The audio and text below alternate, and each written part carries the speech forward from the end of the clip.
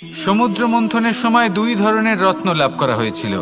প্রথম হলাহল, যার প্রভাব থেকে এই সমস্ত সংসারের জীবের প্রাণ বাঁচানোর জন্য মহাদেব তাকে নিজের কণ্ঠে ধারণ করে নিয়েছিলেন।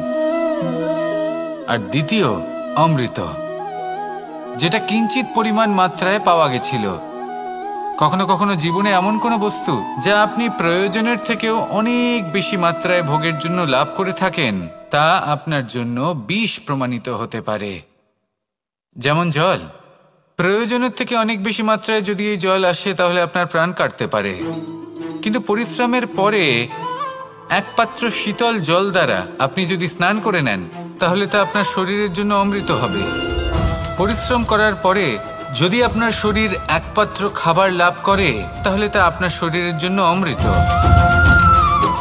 কিন্তু যদি কোনো পরিশ্রম না করেই আপনি দিনরাত শুধুই খাবার